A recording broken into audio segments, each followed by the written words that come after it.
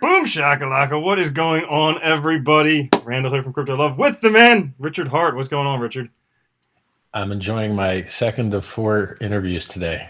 Yeah, I noticed you've got the whole lineup stacked. Keith It's Waring, crazy. me, Crypto 101, Crypto Euclid. You must be up to something. You must be scamming somebody out of something. Master scam, dude. Master scam. Yeah, well, that is good.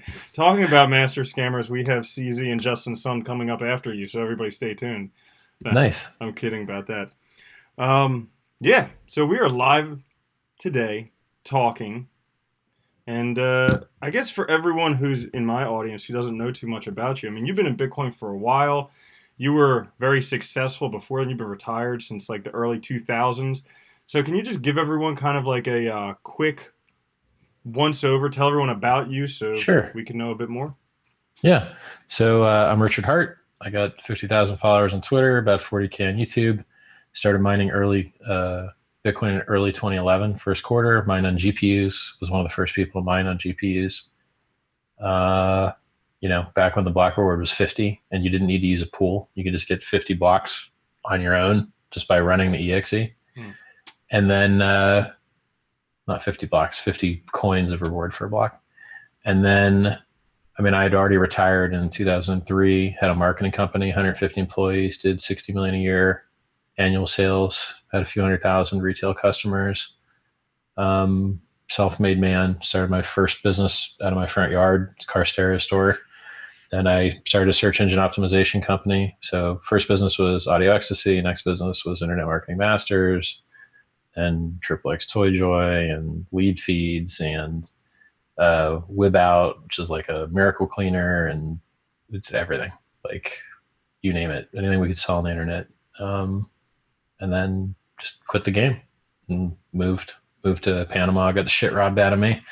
Then I moved to Argentina 6 months, and then I started traveling Europe, lived in a hotel for 5 years, just traveling, but maybe 30 different countries. So I've traveled the world and been retired a long time and just read a lot and learned and learned and learned. And now I've got way too much knowledge, and I need to see it executed more in the world. So I wrote a couple books that aren't finished, but the outlines are done, so you could get all the utility out of them. If you want utility, you go on download them for free. It's Scivive, t.me/Scivive, like survive through science. It's got every good idea I've ever had, pretty much, except the crypto ones, because I've been holding a bag of crypto since early 2011, forever, and I didn't really come out and publicly promote it until I saw Ethereum was overtaking Bitcoin's market cap, and did overtake it if you account future emission rates. And then I was one of few defenders for Bitcoin. It's like me, Trace Meyer, Andreas Antonopoulos, and Roger Ver drops off. He hates Bitcoin now. So like, who's out there really defending Bitcoin? Not that many guys. I'm one of the few. I don't know why. The good news is I'm extremely well qualified. Serial entrepreneur, multiple successes, have great business background, and understand the economics, understand the technology. So I guess I'm well qualified to do it. Yeah, and you're a smart guy too, which I Thanks, think man. anyone who watches any of your videos would pick up on that. You kind of know your stuff. You know what you're talking about. Yeah. I take it serious. I don't like being wrong ever. So I'm very accurate with what I say, and I hedge where hedging needs hedged, and I speak in probabilities. Like if you ask me how long it's going to take to get somewhere, I'll be like, 7 minutes. I'll give it to the minute. I'll round it to the minute because I just want to make a better guess. Mm-hmm. I think you do that for 40 years, you eventually get good at it, I think. Yeah. I grew up in a school where everyone was way smarter than me, and if you weren't right, you're going to be in a long argument. So when you grow up with a bunch of people looking for the exception always, you just leave fewer exceptions because you want to save the hour. Was that in the States? Yeah, I went to Nova High School, and that must have been a long time before the No Child Left Behind thing. Dude, my school was insane. My middle school taught us scheme programming, which is a dialect of Lisp, and logic before math so that you could derive math from the logic. Uh, Syllogistic inference, modus ponens, modus tollens, all that stuff. I learned that sixth grade. It was the Jeez. most amazing educational experience I ever had. Then high school was worse. Then college was worse. So my middle school was the smartest. We learned set theory first. Like Mm. it was amazing. And I don't, I mean, you got to be smart to get in the program. Um, then I don't know. Maybe if you have a really good education, it turns out that you end up more powerful later in life. Hmm. Yeah, my schooling was kind of similar to that. Like, we learned about dinosaurs in second grade, and then it was kind of all downhill from there. Dinosaurs are so crazy. Like they're the size of like they're not the size of houses. Their shit is the size of houses. They're the size of like office buildings. That's Mm. mind blowing to me.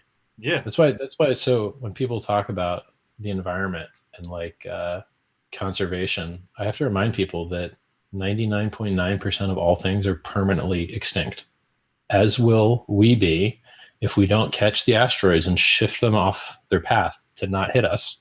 Hmm. So, since none of the other animals are likely to be doing that work, we must be the ones, the humans, we must be the ones to save all of the life on this planet by shifting the asteroids around.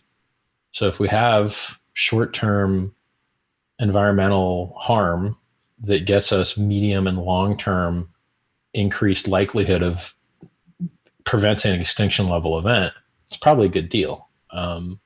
So, Hmm. I'm not full libertarian, fuck the environment mode, but I am like, I'm willing to have some people move off of the edges of the countries if the water gets a little higher, if there's some profit to be had technologically from it and we get that payoff. And like, I'm willing to have a 10 or 15 year suck period, or a period of 5 or 10 years of suck 10 or 15 years from now, as long as 20 or 30 years now it ends up even better. I think Elon Musk has done so much with electric cars that a lot of the pollution from motor vehicles is going to be greatly reduced. Yeah, I still think that's a red herring. Like, you ever read the books Freakonomics? They're talking about Yeah, how carbon emissions are a red herring for methane emissions, which come from sure. cows farting and stuff like that. Yeah, but clean air is still nice to breathe anyway, Definitely. even if it doesn't have as much effect on the ozone. So what got you into Bitcoin? You said you got it in 2011. Like, what was it that got you into Saw it on Bitcoin? Reddit.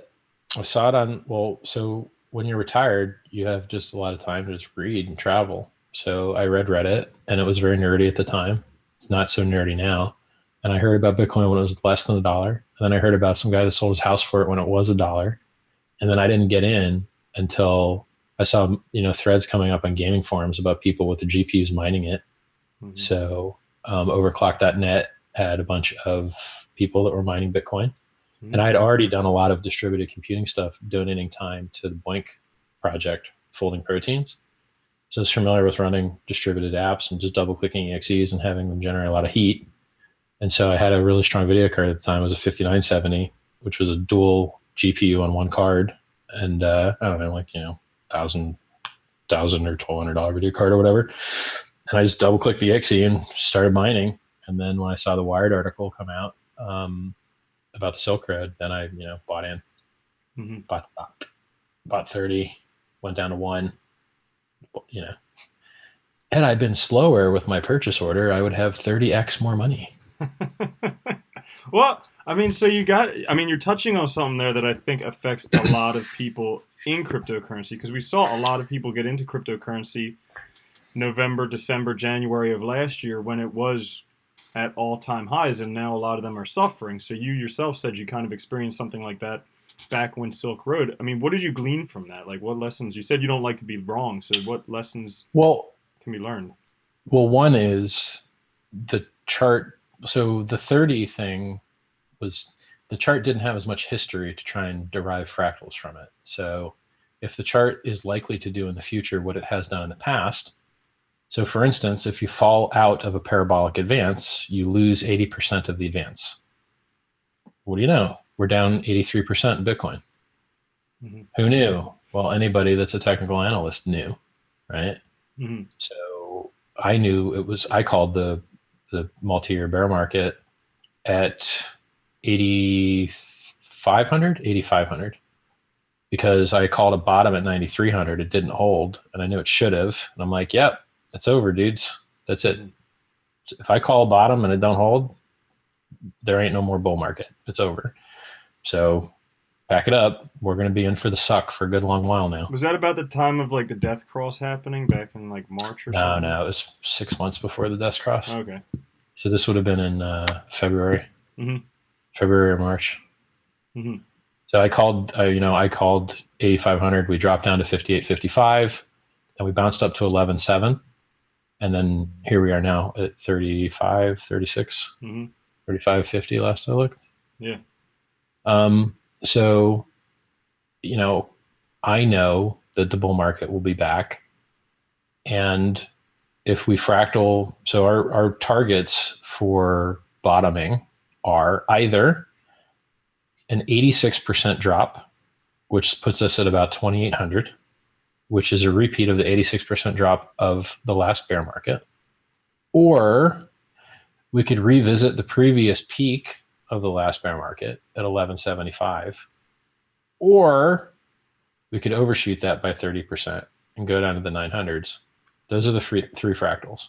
So one is a percentage from all-time high to revisit the old top, and one is a shoot past the old top a bit. Either three of these would be technically viable. A lot of people right now are betting on this 200 weekly average, which I think is bullshit. Okay, these guys who have been trading moving averages have had to keep increasing the time frame of the moving average over and over again as the price has fallen through it. So it used to be the 50-day moving average. Then it was the 100-day moving average. Then it was the 200-day moving average. And now it's the fucking 200-week moving average. Get the fuck out of here. Like, you need to go away with this moving average bullshit. Mm-hmm. It didn't work the last 6 of them. I don't think it'll work this one. So I don't give a fuck about those moving averages. Mm-hmm. Now, moving averages I do care about are the 50-200 daily cross, which is a golden cross. And that just basically is a way of saying the price has been coming down for a long time, and now it's starting to go up again. That's all it means. Mm-hmm. So you're taking a 200-day moving average, which right now I think is like 6,200, maybe 6,150. And it keeps coming down to us because our price is so low, wherever that is, right? And the 50-day moving average is just, where have we been recently? And then when they cross, that you've been for 50 days doing pretty good compared to the, almost a year of suck. And it's just, you can look back at the chart. It plays in all markets. I mean, in theory, if price is derived from people buying and selling is derived from human emotion, and human emotion has common time periods which it changes its feelings, then there is validity to some time frames of moving averages. And so I think the reason the 5,200 death cross and golden cross exists the way it does is because that's just the way human beings have kind of evolved to, here's the time frame we care about the recent price, and here's the time frame we care about like how much it used to be, and you get the idea. Yeah, and you talk about kind of time frames that these emotions change. Now with Bitcoin, it seems like it's on a 3-year kind of time frame. Are these? It's getting longer. It's getting longer every cycle, and part of that's because we have more economic mass to move. So as the market cap moves higher and higher, it requires more and more large sell orders to move the price. So it's harder to move it up, and it's harder to move it down. So we're getting reduced peaks. Like if we had done a fractal of the last increase, like multiple X from bottom of the bear, we would have went past 20K. So we're actually getting smaller moves up and longer time frames as we get larger economic mass, which as a speculator, it kind of sucks because now you got to wait longer for your mad gains, and your mad gains don't go as high. You still have to sit through this fucking 83% drop anyway. So yeah, and I think that's mad gains with a Z at the end, correct? Say again? Mad gains with a Z at the end. I do like the Z at the end. The next coin I buy, I'll pay 0 for. So I'm not going to buy someone else's bags. Oh, your coin's up 10x? Keep it. I'm going to go get this one. Get 1,000x. Yeah. All right. Well, let's start talking about that stuff because I'm sure a lot of people want to know. So I don't want to jump right into Bitcoin Hex, but for those people who want to see that stuff will be coming in the future. First thing I want to talk about is Bitcoin. So, Sure. I mean, probably like a year ago, you did a very good debate with Roger Ver, and my, I guess the title that I made this video is Bitcoin Dead because, you've talked about a lot of difficulties that Bitcoin has, like transactions, mining, uh, bugs, lack of developers or loss of good developers. And it seems like you mentioned previously how there are a lot of Bitcoin supporters like yourself, like Andreas Antonopoulos, other ones that may have dropped off like Roger Ver. You potentially have a project coming out, Bitcoin Hex. Does that mean that you're losing faith in Bitcoin, and is Bitcoin dead? So it's if you care about money, any person with an audience that has a good idea for a new coin will make multiples of their money doing that instead of holding the old dinosaur. Period. Mm-hmm. So, I made this prediction a long time ago that anyone with an audience is going to try and make something useful in crypto because it pays so well. So you'd prefer that, by the way, than people straight up scamming. Like there's a lot of that, right? So Mm-hmm. people like if you have an honest attempt to build some new functionality that is necessary, right? Like Bitcoin does currency, but it doesn't do finance, right? It doesn't replace all of the middleman that it could. So who gets rich in Bitcoin? Exchanges. Why? Because Bitcoin doesn't do exchange. It does currency. Exchanges do exchange. So they make $1 billion each. Mm-hmm. Coinbase, $1 billion. BitMEX, $1 billion. Binance, $1 billion, right? Mm-hmm. Well, why are those all worth $1 billion? Because Bitcoin isn't strong enough to do that job on its own. Well, there's other jobs Bitcoin can't do. Currently, it can't do anonymity, right? Mm-hmm. Currently, it can't do what Bitcoin Hex does, which is time deposits, savings accounts. There's $600 billion of savings accounts in the United States right now, just under 100,000, not including jumbo CDs, right? Not including T-bills and bonds and other things that have interest over time. Bitcoin is not designed to do that. Something needs to do it. I built that, right? Someone needed to build it. I built it. So as far as Bitcoin being dead, Bitcoin was designed as a currency and it failed 100%. It is not a currency. Now, the good news is that even though it was designed as a currency, it has functioned very well as something more valuable than currency, which is store value. So a currency is not worth as much, or rather, a payment network is not worth as much as a store of value. Gold is worth $7.7 trillion. PayPal plus MasterCard plus Visa is worth 10 times less, $770 billion. So I'm okay with Bitcoin failing as a currency and being a reserve. And if Lightning becomes a currency, great, right? Now here's the problem I have with that. Lightning works for all the damn cryptos. It doesn't just work for Bitcoin. Ethereum's got their version of Lightning with Raiden and state channels and Plasma and all this other stuff, right? So exactly why is the thing that saves Bitcoin Lightning, but that thing doesn't save everything else, right? That doesn't make sense to me. So Bitcoin has a lot of I don't want to shit talk Bitcoin too much because it still has the most wallets installed, the smartest developers. Boy, this list should be longer. Smartest developers. It's the oldest. Most wallets installed. You forgot it's the oldest. Regulatory certainty. Best onboarding for institutions if they want to get on. CME has it. CBOE has it. Custodial agreements exist for it. Still kind of the reserve currency for crypto, although all the stable coins are kind of eating its lunch now in the bear market. Those, has the least volatility down, kind of. There's a couple coins that are at all-time highs. But as far as things that are down 95%, Bitcoin's down only 83%. Doesn't sound like a big difference, but it is about a 2x difference. So to go from an 80% drop to a 90% drop, you got to lose half your stack again, right? So the math is you had 100, you lost 80 of them, now you're down to 20. You want to be down 90%, you got to lose another 10 of your 20 to get to the 10 of 10 plus 90 is 100. Mm-hmm. So that's all good. But I don't want to fucking wait around for 4 years to make a 10x. I want 1,000x faster. Mm-hmm. So why not do that? I held Bitcoin forever, and the people that bought Ethereum made more money faster if they sold the top. Right. fuck that. Like, okay, well, I'm going to go do the smart thing, you know? Hmm. So then, is Bitcoin hex just a money grab? Yeah, it's a money grab. It's a money grab for you. It's a money grab for me. It's a money grab for everyone that likes free money. And then it transitions from being a money grab into being a top three crypto. And then it transitions from being a top three crypto into being a top one crypto. As long as the game theory works as it's programmed. It's the best game theory in crypto. Here's my so like money grab. Yes, if you're starting a currency, you need to grab money to be a currency. It's a war for liquidity, right? The thickest order books has the most utility as a currency. It incurs the least harm for people buying and selling through slippage, right? So like if PayPal wanted to buy $1 billion of Bitcoin, the price would move against them 10 or 20%. And then if they wanted to sell it, the price would move against them again 10 or 20%. So if you want to buy $1 billion of crypto, you're going to get fucked for 40% round trip. That's a weakness. That means you're bad currency. Mm-hmm. You don't have that problem in dollars. You want to sell $1 billion of euros and buy $1 billion of US dollars? No one gives a fuck. No one cares. It's a better currency because it's got more liquidity.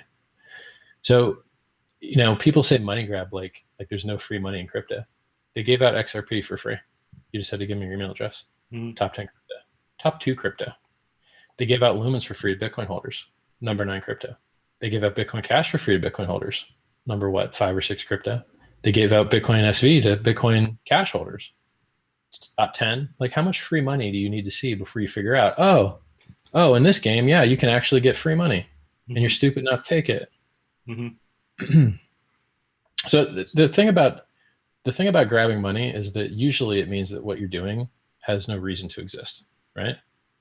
My project does higher transaction throughput with bug bounties, with external auditing, with lower fees, with an extra function Bitcoin doesn't have and will not have, which is interest bearing, that pays holders instead of miners. And when you pay miners, they dump on your ass on exchange to pay electric bills. So you're literally watching the price of your coin go down to pollute the environment. That's what you're getting, right? In our system, if more people stake, no one's selling. There's no electric bills to pay. But in a proof of work system, if more people mine, then the difficulty goes up. Then everyone just has higher electric bills for the same coin issuance. And then the electric company gets rich, the environment gets fucked, and the price of the coin goes down, right? And I should say we are hybrid. Our transactions do occur on a proof of work network, which is Ethereum, but it's more efficient. And piggybacking on top of them doesn't require any increase in hash rate whatsoever until such point as that the economic mass is much larger. And there's a lottery that their proof of staking and sharding stuff works and reduces the environmental impact. If it doesn't work, we stick with what we got, which works now. Mm-hmm. So Bitcoin Hex isn't a chain fork or a code fork of Bitcoin. It's an Ethereum-based project. So it's an ERC20, which is so basically Ethereum is its own token, and Ethereum is a world computer, and you can run other programs on Ethereum. That's the reason it exists.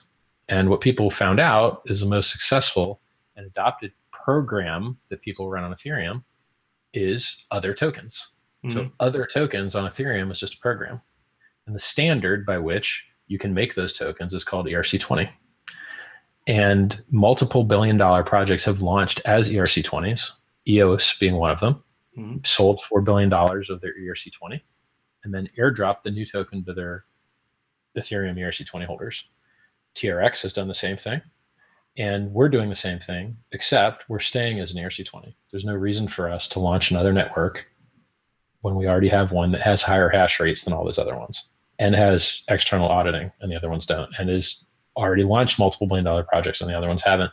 There's no reason to beta test a new thing and find out how it sucks and lose money doing that and have lower hash rate when we can just use the better thing now. Mm-hmm. So you must have a lot of confidence in Ethereum in order to do that. It's the absolute best choice available to us today. Mm-hmm. If something else becomes available, I'll reevaluate, but everything else is like a joke. Mm-hmm. RSK is a joke. EOS is a joke. Like it was EOS a joke because they can just vote and take your money. Mm-hmm. It's not crypto. Right. By design in the white paper, it's like, yeah, we're going to have a vote and a If we want to take your money, we can. Mm-hmm. That ain't crypto. Fuck off. Like, no. So I've looked at all the options. This is by far the most secure option. If we would launch as a Bitcoin fork, we'd have low hash rate. If you do proof of work change, you have even lower hash rate. This is by far the best. Mm-hmm. So right now, pretty much any Bitcoin holder will be able to get Bitcoin Hex for free. Almost. Almost. As long as you're using a normal address or a normal SegWit address. If you're using multi-sig or time locking or some other weird scripts or custom scripts, any of that weird crap, you won't be able to. The vast majority of people will be able to. Mm-hmm. So if you've got SegWit or normal or an address that starts with 1 or BC1 or 3, you're probably going to be able to claim. Mm-hmm. Okay. I also noted that in some of your videos, you kind of don't particularly like Bitcoin maximalists. I'm a maximalist. So I want Bitcoin to be the best, but I know there's things it ain't going to be able to do. Can't do anonymity, can't do interest bearing, can't do paying people interest for longer time locks, can't do distributed exchange, can't really launch tokens on top of it. Mm-hmm. It does what it does. But if you want any of these other things and you want to replace other middlemen, right? If you want to see exchanges stop making $1 billion as middlemen by making them fees, somebody needs to replace it with a peer-to-peer trustless system. Mm-hmm. If you want to see, savings accounts in addition to currency, someone needs to build that. So I built it, and I would love there to be less scams in the world. Mm-hmm. Like if you're doing a project whose focus is on doing higher throughput, I don't care. We don't need higher throughput. Blocks are empty, bro. We have no adoption. 4.3 million wallets have over $100 in them in Bitcoin. That's it. Mm-hmm. Right? So where are all the users, bro? We ain't got no users. Like 20% of the Bitcoin blocks are taken up by some other project, which just spams them to secure other networks. Like, I don't care about high throughput. I don't really care about anonymity that much, because if you want it, you can get it with the tools we have now by just taking a small amount and cycling it over and over again. Mm-hmm. Right? So what do I care about? I care about what works, which is speculation and store value. That works. That's 80 to 90% of the actual market value of all the crypto ecosystem. Mm-hmm. So if that's all that's working, why not do that part and do it better and just build something that pumps to the moon? Because that's what works. All this other stuff with utility tokens and digital ledger technology, they don't have any economic mass required to use them. So their price shouldn't pump. It does pump because people are stupid, but it shouldn't pump. And then over time, the stupidity shows itself when dApps have no adoption whatsoever. None. So like, if I went to you as a customer and I was like, yeah, I want to use your service. And you're like, sure, you can use our service. I'm like, okay, well, what payment methods do you accept? Well, we could take Visa, but we chose not to because we want to sell you this token thing.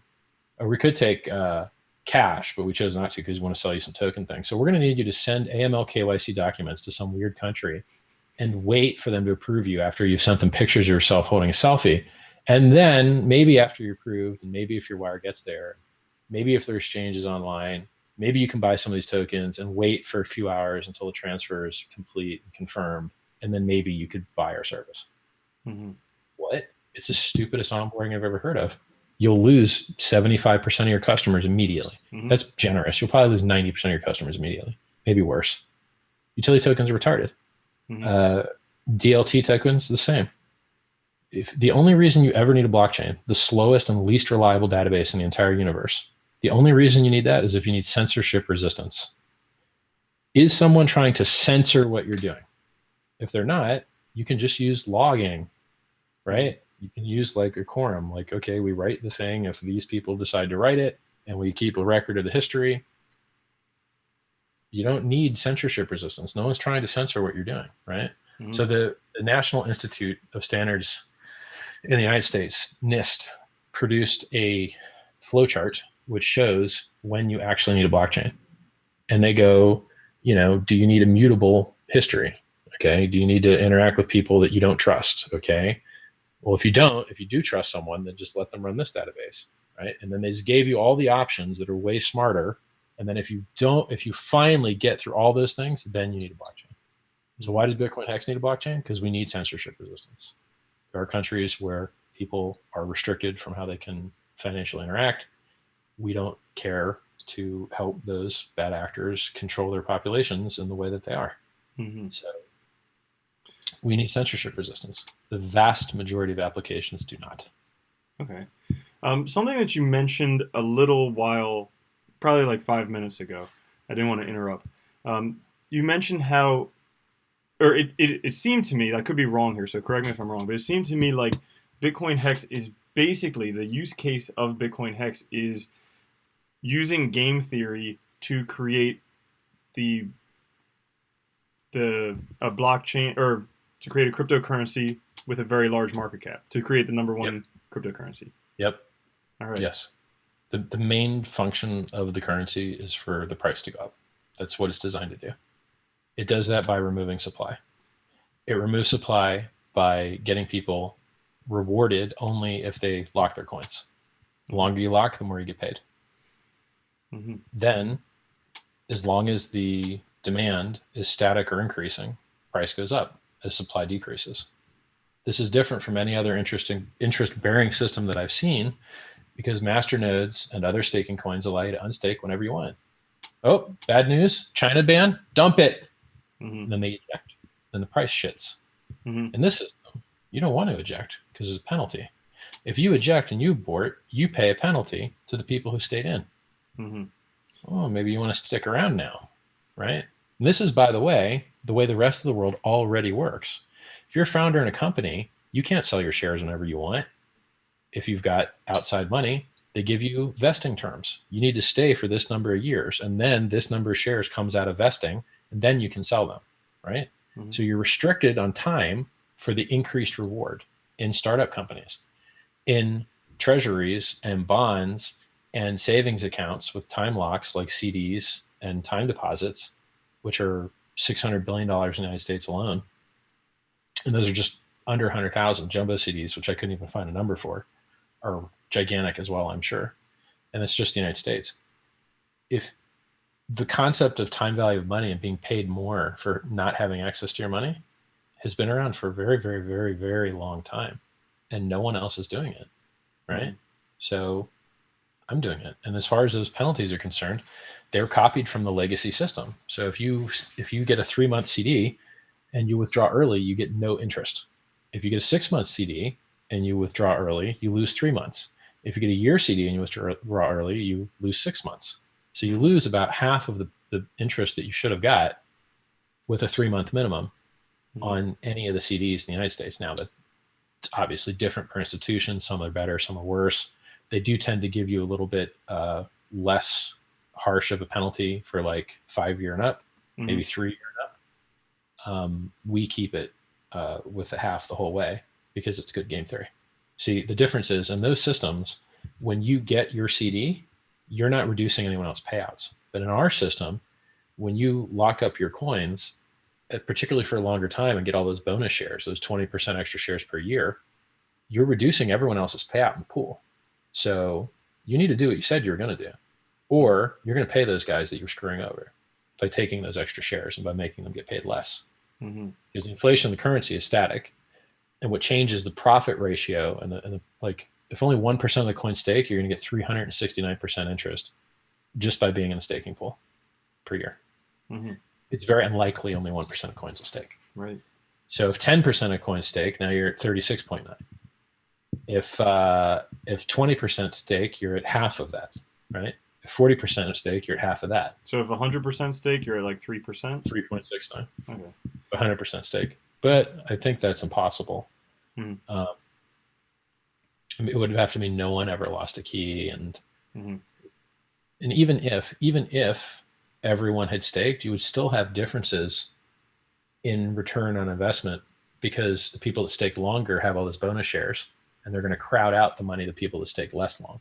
So this war for staking longer would make it so there's still winners and losers in the pool, even if 100% of people stake.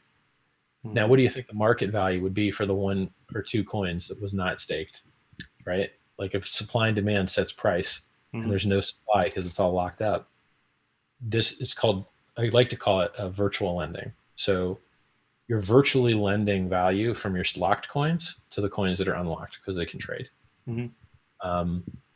It's a really neat system. There's a lot of other stuff in there. Like if you don't, so you've got 3 revenue streams as a staker.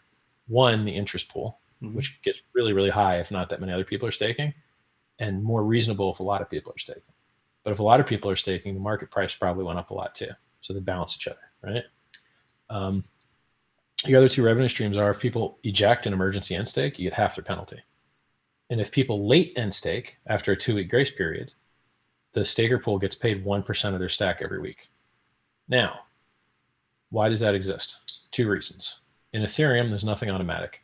If you ask it to wake you up at 5 p.m., it cannot. In order for Ethereum to do anything, you need to ask it to do it and pay a fee. Pretty funny for a world computer. This is the price we pay for trustlessness. So when you've got your expired shares sitting in the pool, diluting everyone else's payments, making them all get paid less, that's not fair to everyone else. You need to pull your shares out so that they can all be paid normally again. If you can't do it because you're in jail or dead or been hit by a car, you're going to start getting that penalty. Unless anyone can run that for you. Anyone in the world can run the good accounting function and pull your expired shares out so you don't get that penalty. It's also a neat trick that if you don't want to take delivery for some reason, maybe taxes, you can end your stake using the good accounting function, but not really end it and take delivery, right? So you can run good accounting. You've already got your gains in there. You're not going to get any penalties. Your shares have been pulled out. Everyone's getting paid fairly. And then when you really want to take possession of the coins, then you can run the end stake function.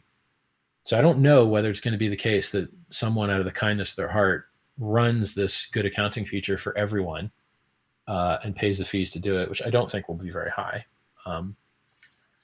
Maybe that occurs. Or maybe the game theory is there that you were in the pool that got rewarded when people screwed up, lucky you, and don't be one of the people that screws up, or you'll be the one that paid that pool. So it's like a high risk reward thing. I don't know what the future state of that will be. I know that I had to make that game theory so that the system would have an accurate system state that gets updated, right? Someone has to pay to update the system state. Okay. So a couple other questions that come up. First one is, so it sounds too good to be true. Or it sounds very good. It sounds very good. Crypto. Yeah, I know, right? It's all fake internet money we made up ourselves, guys, and it's worth billions and billions of dollars. It is too good to be true, but it's real. Okay, yeah. So, I just wanted to clarify that because it's like the greedy part of me coming out. It's like, oh, get this thing for free. And then the whole purpose of it is for it to become the most valuable cryptocurrency out there. So, that's how it's designed. So, that sounds awesome to the greedy part of me. The skeptical part of me says, how is something like this different from BitConnect or different from Proof of Weak Hands, where the whole goal of the system is to not have people sell? Proof of Weak Hands had a 10% fee on any transaction, which means it has no utility as a currency whatsoever. Not being able to be a currency if you're crypto is a pretty big fuck up. Mm-hmm. They also have had multiple security failures where their entire balance of the contract was hacked and stolen. And their marketing pitches were game, not a real thing. That's a lot of fuck ups, right? And your project can only endure so many fuck ups before your market cap takes a hit. They also chose to interact with an ecosystem that has a lower market cap to start with. So if you look at me giving people free tokens as a freemium product, right? So let's say Clash of Clans. Clash of Clans has 100 million users a day. It's a free game. They make billions of dollars on a free game. Wait a second. Hold on. Free game. They make billions of dollars. Oh, some people make it not free. Some people FOMO in. Now it makes sense, right? Mm-hmm. So if you want to be irritated and endure shitty UI user experience UX, then you can do that in Clash Clans, and I have. Or you could give them like $1,000, which I also have, and I feel horrible about because it's terrible, horrible, disgusting, garbage, casual, grindy, horrible, disgusting game. But I'm rich, so fuck it. I don't want to wait. Buy some gems, baby. Let's get on Boost. Mm-hmm. Drop my knights in there. Drop my dragons. Glad to be free of gaming. Mm-hmm. It was a terrible experience. All games. I don't play any longer. Mm-hmm. Used to be addicted for a long time. So they make And by the way, like rich guys like me are the reason they make the vast majority of that money. It's because there's people that pay 100, 200K a year to play Clash Clans. Damn. It's like, I'm like, what? Right. So let's look at freemium as a way to onboard and kickstart a new currency. I'm giving you a free token, and it is awesome. And I'm going to show you mad gains. And then you're going to think, wait a second. I like these gains. How can I get more of these gains? God, I wish I had more of these tokens. Market buy. So it's fucking smart. It's really good. Mm-hmm. I'm very proud. So you can, the reason that your free thing will go up and pump is for the same reason horrible, terrible, shittier things have pumped. So go look at the top 10 and tell me which of those projects you respect and think it's priced properly. That garbage being priced where it's at is the reason this good project will be priced higher, in my opinion. Mm-hmm. So since you bring up the top 10, I've seen you say a number of times, tell me why those top 10 projects are in the top 10. Well, first, it's tautological. So as long as 10 things exist, you will always be able to put them in the order. So no matter what, there will always be a top 10. Yep. Now, the next point will be like, okay, let's look at the price differentials. Is Bitcoin SV, which is a fork of a fork, supposed to be in the top 10? I do not think so. Mm-hmm. I think the reason that we have so many horrible, terrible projects that are highly valued is two parts. One part, idiots that buy these things because they're just believe whatever they're told. So those would be projects that are marketed well, right? I'm trying to make less enemies because these are my clients now. Okay. They're trading their coins for my coins. So let's not have them hate me off the bat. Right. So I'm trying to shit talk other bad projects less. Like let the bad projects be bad and we're just going to be quiet about it. And we're just going to build a good project and hope that they figure it out. Right. Old me would just be like, screw every project. And then I just have a lot of enemies and the stupid people get wrecked anyway because they just buy anyway. So I'm not gonna burn my cool guy points if I'm not really gonna save anyone anyway, right? Mm-hmm. If I want to save these people, the best thing I can do is put them to a better project, and I think I know what the best project is. Mm-hmm.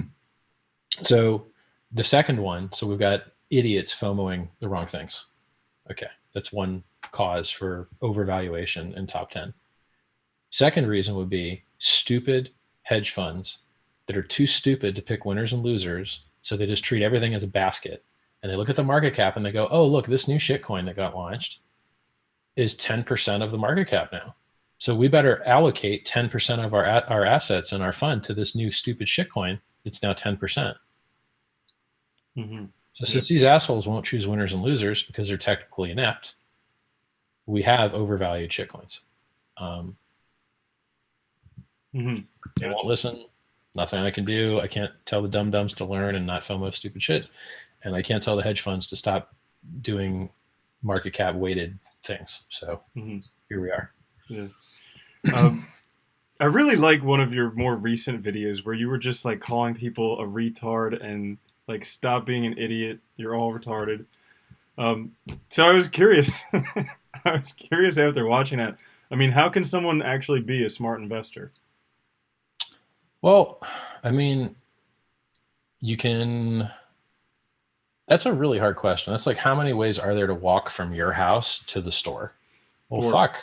There's a lot of ways to walk there, right? Any number of ways you want. So I can tell you that buying and going long is way more powerful than going short. So if you shorted Bitcoin at 20K, if you shorted one Bitcoin at 20K and it went to zero, guess how much money you made? 20K. But if you bought at a penny for 20K and it went up to 20K, you made 20 million. So, and it might be more than that actually. I think it would have to be $1 for, well, anyway, you made a lot of damn money, right? So let's say you bought 20,000 Bitcoins at $1. All right. So it didn't even go to zero, just went down to $1 for you. You went long 20,000 Bitcoins for $20,000. They went up to $20,000 in price. you now have 20,000 squared, which is 20,000 times 2 with 3 extra zeros, which is 40 million. So you could either make short the same movement, 20 grand, or long 40 million. Like, so long is way better than short.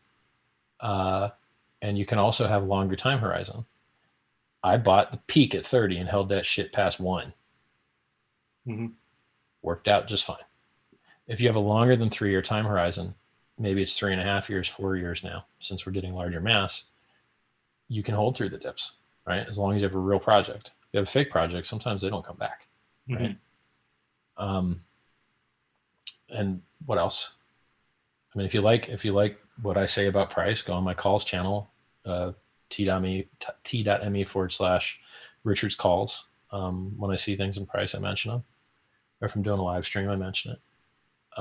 We got a trading channel, t.me/straight charts. Either of those places is good to talk price. You know, price is it's an interesting animal because it's so far unrelated to the technology. A terrible, stupid, horrible idea can go to a very high valuation, mm-hmm. which is why if you short shitcoins, you got a limited lifespan because eventually you will get wrecked. I mean, TRX just did 150% move up in 58 days and then a 36% move down in like 12 days. Mm-hmm. And it had disconnected from the market hard on the exchange. So there was a big cascade of liquidations that kept just driving the price higher and higher. No one could get out. Mm-hmm. And then it emptied the insurance fund and everyone got out of deleveraged. Mm-hmm. No one even understands what I'm saying. Probably that wasn't because of the BitTorrent ICO. It was, but the futures participants shouldn't have had to worry about that price because the futures participants will not be rewarded for those airdrops on that exchange. Mm-hmm. I'm talking about BitMEX in this case.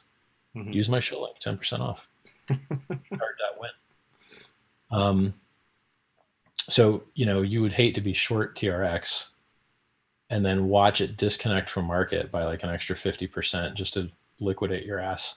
Mm-hmm. And then watch the price go immediately back down to where you thought it would go. Mm-hmm. You know, so, but the guy that was long and got exited on the auto deleverage at the very peak, of which there's a few guys in my chat room that got that. They shorted like 940 sats. There's a guy in my chat room that shorted 940 sats on MEX on TRX pair. And now it's like, I don't know, 400 or something. Well, it dropped. Maybe it's 500 or 600. Yeah, there's still money to be made in trading, and but it's just hard, right? Like if you're new to it, you'll probably get annihilated. Mm-hmm. It's better to get a coin at 0 and hold it. Can't lose. Than to take large risk over and over and over again, where your net worth is only as good as your last trade. All right, well let's talk about that because it sounds good. Obviously not financial advice. I mean, the greedy part of me is the part of me that says it sounds good, but you know, the greedy part of me is the part of me that made some money buying cryptocurrencies when I did. So it's not a bad idea to buy at the bottom of bear market. I mean, yeah, right. If you're gonna buy crypto, everything being down 85-95%, that's a much better deal. Yeah. Than when it was 8-10 times higher. Yeah. So I put your YouTube channel link and also the Bitcoin Hex link down in the description. It says 4 weeks away or so from the. Yeah, that's inaccurate. Okay. So we added support for those 3 addresses, the SegWit addresses, mm-hmm. so that everyone wouldn't have to move their coins into a normal 1 address, or those fancy new native SegWit BEC32 that start with BC1 that no one uses, but they're pretty cool.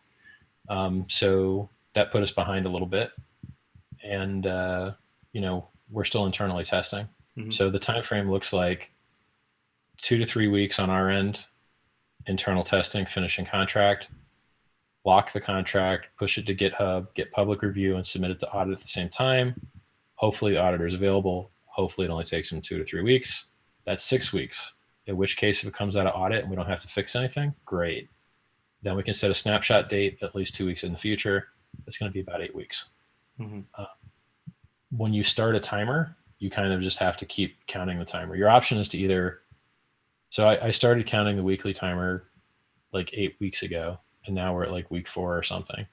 And my option is to either stay on week 4 for a week or two, which is what I chose, or to like start moving it the other direction, which seems weirder. So, yeah, any kind of works.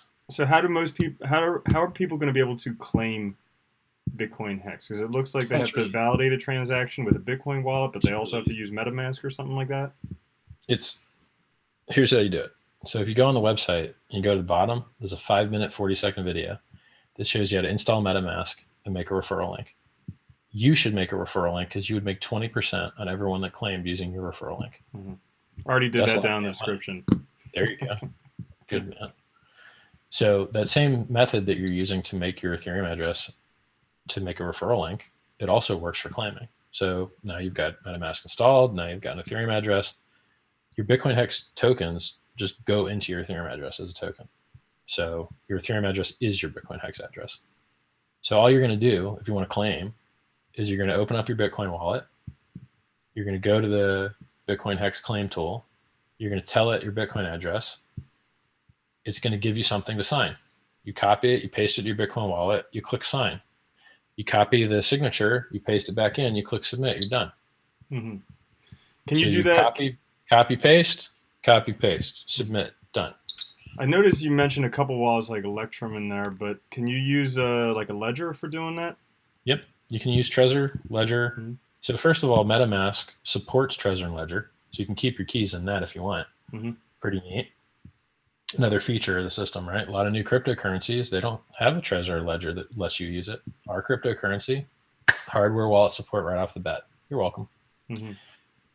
You can also sign statements from your Trezor and Ledger to claim. We've tested it. Works fine.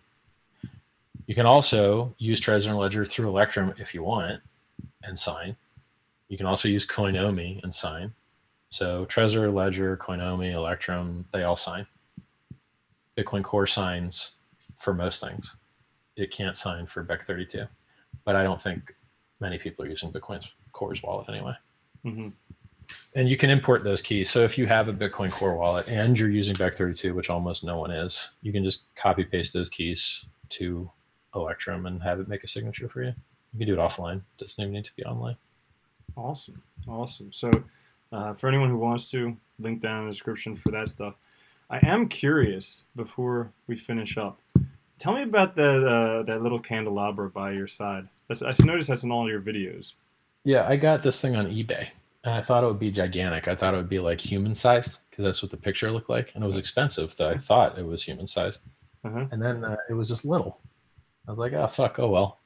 And I used to have it like in the entryway in the foyer, and a drunk girl knocked it over off of its pedestal and bent the candles back. They're supposed to be forward, right? Like flying that way, but now they that way, and I don't feel like welding it. I don't even have a oxyacetylene torch anymore. I have to buy one. So it's just awesome looking, and I don't want anyone to knock it over anymore. So I want to put it in a lower height. So there it is. Just looks cool, you know. Everything in my house looks cool. I have a lot of really cool antique stuff. So it's great. Like antiques are higher quality and more functional, and you make money by owning them. So like, why would you pay more for stuff that is less useful and you can't resell and is uglier? Better marketing. Yeah, like it's just, antiques are awesome. They just take you longer to acquire because they're not always available. Like you have to wait for what you want and then buy it at auction pretty much. So this is like 300 years old, the thing behind me. It's from the Baroque. Well, I guess you could call it more Gothic than Baroque. It's Gothic. Cool. Well, that's pretty much. That's Gothic. All right. That's pretty much all of my questions. Anything else? All right. Well, you know, listening to us talk is only as useful as we can make your life better. So, you know, if you want to get free knowledge, download my free books and read them. You'll find useful stuff in them. t.me/sci-vive. If you want to get rich in the bear market, I think Bitcoin Hex is going to be awesome. Go to bitcoinhex.com. There's 1,300 of us and sitting in the Bitcoin Hex only chat. About 1,400 of us now. t.me/Bitcoin Hex. Come say hi, chat with us. Everybody in there knows what's going on. We got a trading channel, t.me/Strape Charts. Got a general crypto chat, about 6,000 users, t.me/Strape. You want to trade on BitMEX, 10% discount, richardhart.win. You shouldn't do it, though. You'll probably lose money. No, I'm missing something. Well, think about it. I did want to tell everyone how we actually met. So Richard messaged me on Telegram saying, "Hey, there's somebody impersonating you, trying to do whatever." And there's so many of these people that just go on Telegram and impersonate me and try and get people to send them money and whatever. Yeah. And Yeah. so I've got someone impersonating me on Instagram, and then I've had fake Ivan, fake you, and fake who's the other guy? Fake Doug Polk try and scam me. I like to fuck with them, Yeah. I tell them, look, man, I'll send you 10 Bitcoin. Just send me 1 Bitcoin. I need to pay the fees. That's awesome. Reverse advance fee fraud. It's actually a thing. It's called 419 baiting. So 419 is a Nigerian scam email based off of like the criminal statute number that I guess it has in Nigeria. Mm-hmm. So there's this thing called 419 baiting. I think it's .com as well. And you can get these guys to do really weird things to themselves, like hang a laptop off their balls and drip hot candle wax on them stuff. It says like, "Do you know I'm serious now?" Like, like they will really work hard to scam you for your money. And the trick is to like counter scam them. There's also a guy that does this with the Indian call center scammers on Twitch TV all the time. His name's I can't remember his name off the top of my head. He's always wearing glasses, and he's got a voice changer. He sounds like an old lady. He's like, "Oh, you want me to enter my credit card?" And then he uploads a virus to them. Like he's like, he sends them his. I don't know if he does this, but I know people that do it. You send them your credit card as an exe, and then you basically own the call center's computer, and then just counter hack them pretty much. So if you can get the call center rep to double click your exe, like you nuke them. Oh, that's awesome. It's probably a federal crime, but yes, it is kind of cool. But that's like, I mean, that's why everybody wants to be a hacker. Like I remember when that movie Hackers came out back in the day. Yeah. I mean, doing stuff like that's just so fun. Scamming scammers. Think about it this way, guys.